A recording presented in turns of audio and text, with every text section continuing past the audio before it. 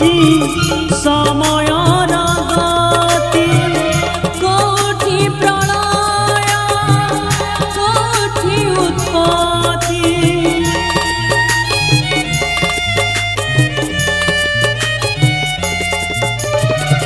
समय जाने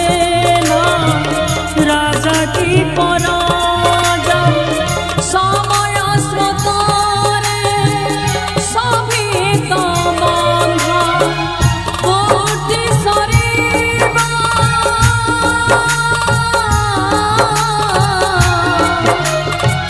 कोटि सरीबा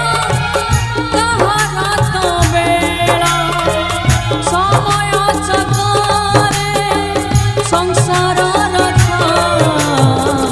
समयर दास रे समयर दास समयर दास रे समयर दास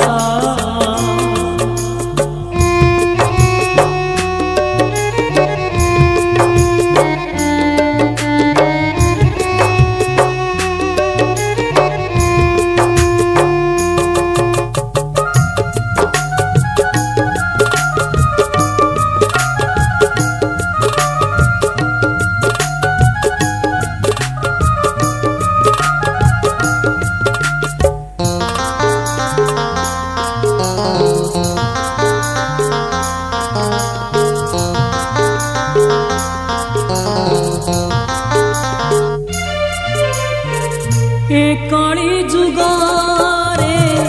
साहा हे बापाई उदे होइछन्ति महिमा गोसाई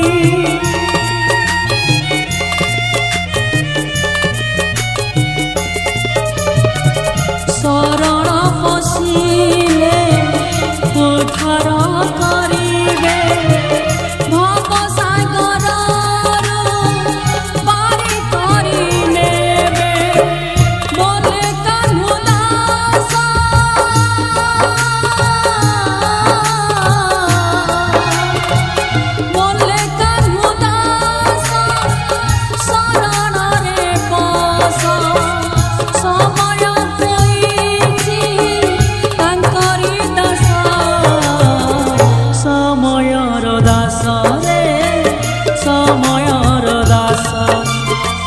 समयर दास रे समयर दास कोठि सजाड़े कोठि उजाड़े कोठि सजाड़े कोठि उजाड़े सबरी मनरे फुटाए हसा समयर दास रे समयर दास समय